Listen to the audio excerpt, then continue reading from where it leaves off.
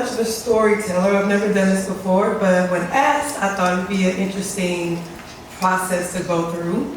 I think it's a great next stage to my therapeutic journey that I'm doing right now.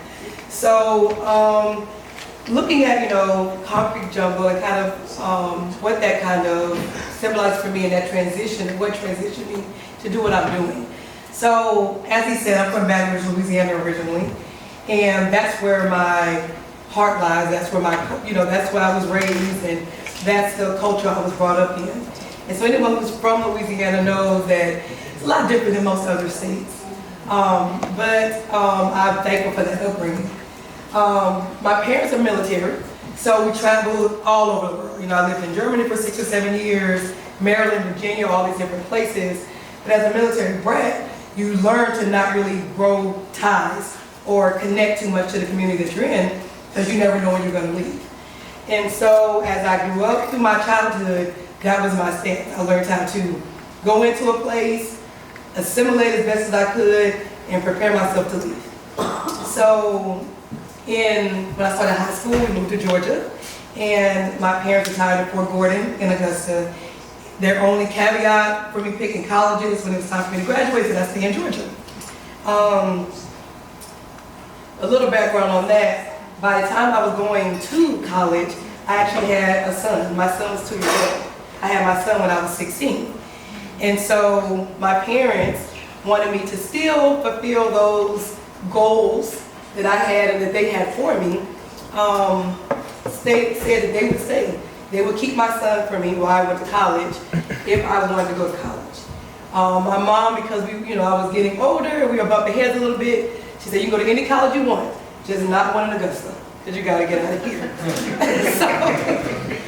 So I traveled around Georgia with my parents, did some college tours, all over the state. Went to UGA, went to Spelman, went to a lot of different colleges. But I went on Mercer's campus. It was a lot smaller than it is now. And I just walked on the campus and I just was like, this is where I need to be. I don't know what it was. I don't know if it was because it was small at that time. And I was an extreme introvert, like extreme. I just felt like this is where I needed to be. So I started college. And so at Mercer, I tell people this is always interesting now on this end of my work, going to Mercer undergrad, and then, so I started undergrad as pre-med, realized biology was just not going to kick it for me. And so I transitioned to criminal justice as my major, and chemistry as my minor. And after college, I knew I was going to, I went back home and decided to come back to go to law school. But while I was in undergrad, one thing that always I find interesting now is that Mercer was adamant that we don't leave the campus. They said, don't leave Mercer's campus. You're surrounded by a bad neighborhood. There's nothing out there for you. You might have to go to Walmart or something, but stay close, go in groups. It's bad. Make it as bad. Don't leave, don't leave. I remember one thing that happened while I was on campus. We were going through a lot of stuff back then at Mercer. It was still in the Baptist Student Union, and we had a lot of other things happening. And one day we woke up, and on the trash cans, it was a bunch of spray painted on all the trash cans around the campus. On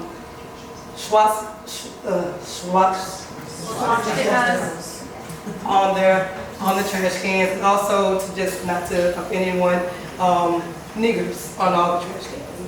So we had a meeting that was brought by Dr. Silver. Anyone knows he's one of my mentors, an amazing professor. He still does a lot of work at Mercer. He came in and said, he brought us together to talk. The school was trying to tell us it had to be somebody from off campus who came on the campus and spray painted that. So it's something I always thought to myself, like, if the campuses are saying we shouldn't be off the campus because it's a bad campus, it's majority black, which, if they haven't realized, I am black. But that's who came on the campus and did this. So anyways, fast forward. Finished law school. My goal was to do criminal defense work, go out there, save the world. Did not happen like that. Finished school, Started working with some, criminal defense attorneys in Atlanta and in Macon. Got to work with Dwight Thomas. Got to sit on T.I.'s gun charge case. Exciting, like, okay, this is great. Came back to Macon because I decided I was going to settle down in Macon. Worked through a couple of cases. The case that stopped me from doing any kind of criminal defense work was in the sitting there with a young man, and I'll say this to as a preface. I have 4 boys, so I'm raising black boys, and so I sat there in the courtroom. The young man was charged with armed robbery. He stole $10 from somebody, pretended to have a gun, but as the laws pertain to it, that still is armed robbery if someone thinks you have a weapon. And the law in Georgia is armed robbery for automatic 10 years. Young man, 17, he was convicted of armed robbery. And like, I left the courtroom that day, I was working with the attorney who was on the case. I left the courtroom that day and said I would never go back to a courtroom. Damn, I just could never do that again. Because that man, a 17-year-old child, made a mistake, was getting the money to buy food, and 10 years of life about to be in prison. I'd worked on habeas cases. I know what prison is like, going into the prison system. So I was like, I just can't do this. So I went to corporate world. I was like, I'm just make money. I don't care. Give me a job, give me a check. I don't want to do it. But after 4 years of that, I wasn't happy at all. The money was great. The people sucked. And I just was not happy. So one day I quit. Stuff happened and I wasn't there anymore. And I started my own thing, just kind of helping businesses, just kind of do my own thing. Someone introduced me to Representative James Beverly. He's a state rep here in Macon, and he came and met with me and was like, they need help, community enhancement authority. I was like, okay, cool.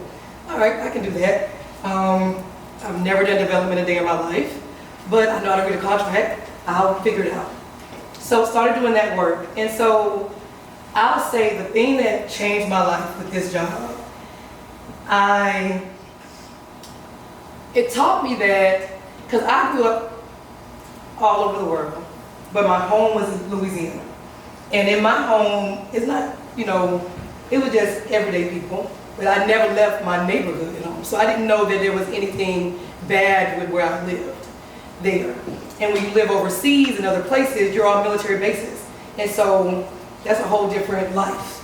And so as I started working in the community, I was so ashamed of the privilege that I looked through so many things with. I had to change my mindset because I started to realize things that I've taken for granted my whole life, people weren't experiencing. I never thought about a sidewalk or a street light. Like my parents would come home before street lights. I never thought there were people out there who didn't have street lights to come home to, or didn't have a sidewalk, or didn't have food or lights, or I never in my life knew that.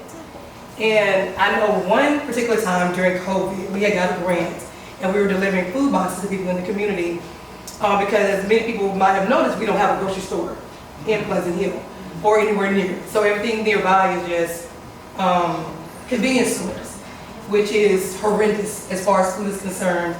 And so we were delivering food. We had got, different contracts that would deliver food. So one young man who was like, oh my God, we were doing summer camp and doing like internships with the young kids. So we had one young man that was working with us and he was just driving me insane. He was about 15 years old. He was always into something. He had this, we had to get him out of trouble with some theft things. And I was just like, I don't know what to do. And so he was helping us deliver the food. And so he would always walk home with a box of food at the end. So we like, we had extra boxes. Oh, yeah, take a box. So, whatever. So one day it was raining. So I said, well, I'll take you home because it's raining.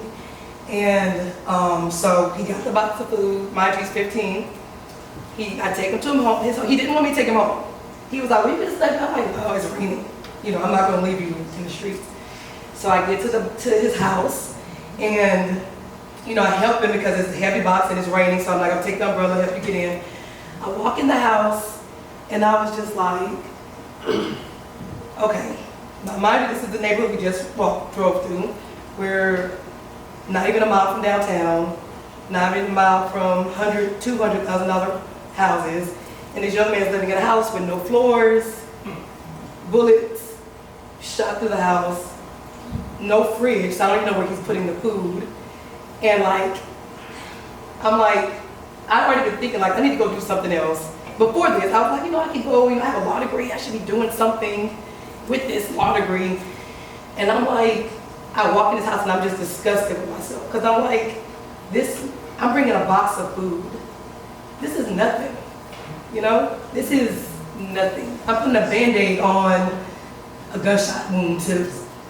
And so that moment, and this was during COVID, and I was doing work in the community before that, but that moment like made me understand the importance of this work, you know? It made me understand that, I still get emotional about it, it's crazy, but people need us, you know?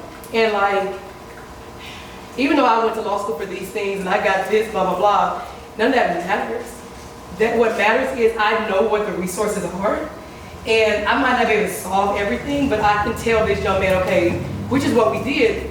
We know where you can get housing. We know how you can get your powers and stuff turned on. You know, I talked to his parents, and we've helped kids get back in school who had got kicked out of school because the parents didn't know. People just don't know, and we know. And so I said, you know, I used to feel shame when I would go back to my alumni events and everyone's practicing law, or everybody's doing A, B, C, and D, and I'm not. But like, I'm doing something that's so amazing, you know, because it's like, we can't forget people. You know what I'm saying? We just can't forget them. And so, I'm just thankful for being able to do this work. There's ups, there's downs. You know, we experience young people getting killed. We experience young people going to jail. But I'm happy for the moments that we can go to court with them and we can talk to them. Or we've given them a job. Or we just were able, during building these houses, graduating 12 people in the community with a construction degree. You know, and now they have a career. So, I know when I looked up concrete jungle, it's like uninhabitable or unwelcome spaces. And like, I looked at that and I'm like, you know, I could walk in, and people could walk into this community and think it's uninhabitable or it's unwelcome. But this community is love, you know? It reminds me of my home, of being in Baton Rouge. And walking down the street, people know each other's name, and my kids are walking around, I live there. And my kids will walk around and they can say, hey Jay and Malik, your mom was just looking for you. Or, oh, I saw them at the basketball court. And that's so exciting to me. So thanks to everyone who does this work, and let's keep moving. Let's go.